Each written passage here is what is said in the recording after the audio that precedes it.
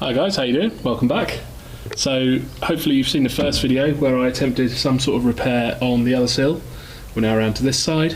I've got the door off and I'm about to start.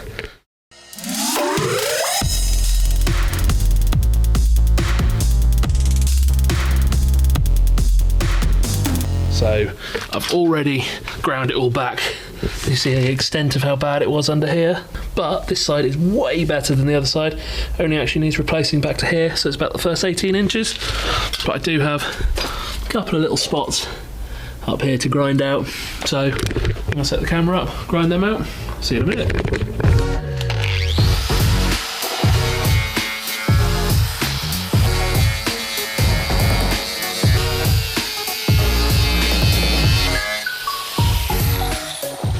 I think that's good enough that I can just Q-rust and treat that and coat it with some zinc primer, and back we go. And then we're going to cut from here forward out, ready to replace.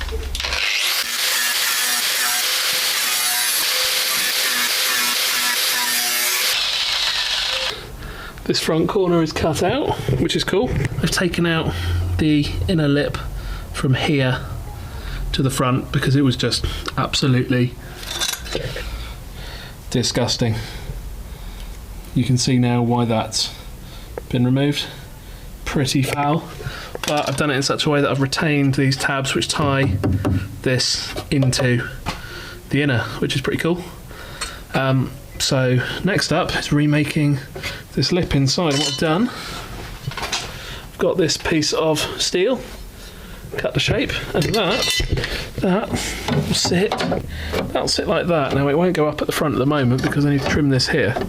Something like that, but that gap will be tighter. Ties into these, which will then be plug welded through these holes to make it all solid. And then up here, I'm just going to trim this until it all sits up nicely. But yeah, pretty happy with how that's looking actually. So that forms the new lip. And then I've cut a new section of sill, which will do something very roughly like that. And that's in. Now that new lip, remade this front corner so I can weld down there. Bit of shaping to do inside the floor pan here to get it to sit flush. If you look what I've done underneath, there's a load of ribs in the floor pan. So I've cut this to suit those ribs. I fold this up here, reshape the floor a little bit here, but weld along there, weld that seam. It's actually fitting so nicely, it's holding itself. Happy with that. Right, so it's another new day. I brought the camera out yesterday to film the hour or so of work I did, but I didn't put a memory card in it. By the time I was out here, couldn't be bothered to go and get a memory card, so yeah, didn't film anything. But we have another sill tube in. This is all now primed up, finished welding up on these joints, welded up a little cut I made by mistake. One sill tube is in, welded, zinc primed, already really solid even though there's no sill on. And one sill piece cut to shape and also marked up where that hole would go and cut that. So this, one-handed, basically sits like that. Get that cut down to suit. See you in a minute. Soften that up over the tube. So once that's up into place, that is actually fairly tight.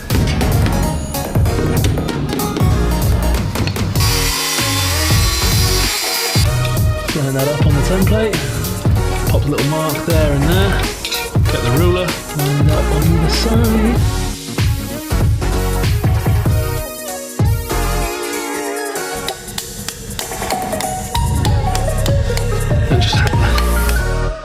Finish shaping this. That now sits pretty nicely. As I don't claim to be a welder, never will, and the light here is really bad, so sorry about that, but a few issues with the plug welds. But on this run, I'm actually really happy. Well, I was until I saw that tiny pinprick hole. Right, fire it back up. So that is all ground back, pretty smooth. Fairly happy with how that's come out, so I'm going to get a bit of primer on that and zinc primer. and see how it looks. Hopefully it looks the same as the other side. And for something that is never ever going to be seen again, I'm really happy with how that looks. So yeah, it's never going to be seen. It's going to be covered by skirts, wings, door trims, but I know it fits nicely and it looks pretty good. Pleased with that.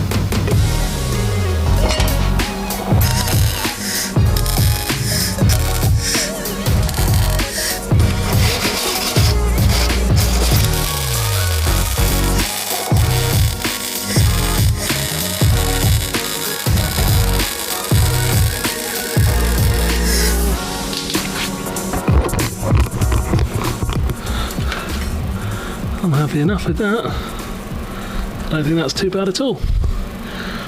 Lovely. Right, now to wedge it up with something and then tack the bottom, and then we'll fully weld it up. With a little bit of grinding, a blah blah blah, grinder, welder, I know. So I've only ground this front face because I didn't want the weld sticking out, slightly proud here. This side, down here, and all over the top. I'm leaving. I'm actually pretty happy with how that's come out. But I have ground this face because I want that reasonably smooth. So I'm just going to get that cleaned up and then throw a bit of primer on it. This is all kind of cleaned and ready to paint now. Giving it a bit of a clean up. Seam sealer's all finished. Time to throw some primer on it.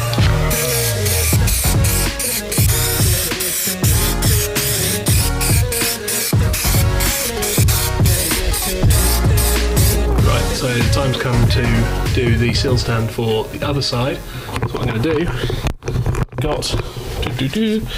Got the original card template I used on the other side, which is still a good match. And handily, there are these trim holes, which look to be identical on either side when I offer the two pieces of trim up to each other. So what I'm going to do, I'm going to measure from the edge of the plate to the trim hole.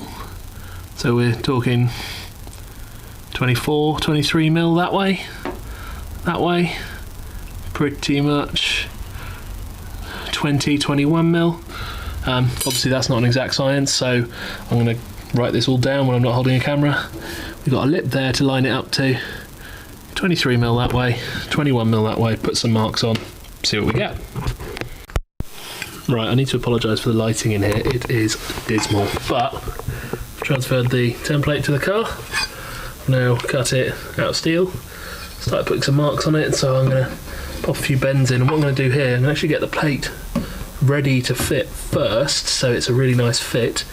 Cut the hole out slightly smaller than the plate, put my tube in, transfer the hole to the plate, then pop the plate back over and weld up over the hole. I've made this cover plate now, that's all made, and that sits quite nicely up against the sill. So what I've done now, I've marked 10 mil smaller than my plate, so I'm going to cut that out, and that's the gap I'm going to try and weld the inner tube in through.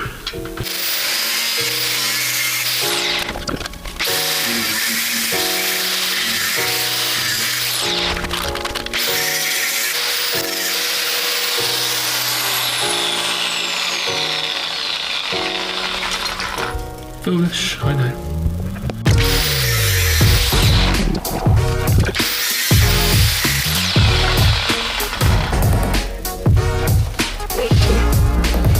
Find a persuader. Gentle persuader, this one.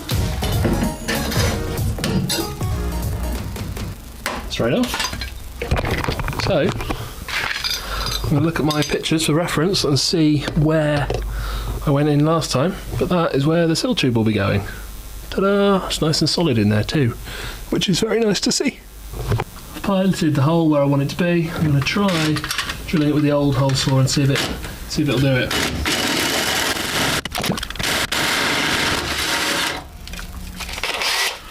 Pretty happy with that when you consider it's missing half its teeth. Right. Sill tube. Done. If only. Highly technical here. Jack supported. Set square. Square to the body. It's sticking out 122mm, same as the other side does.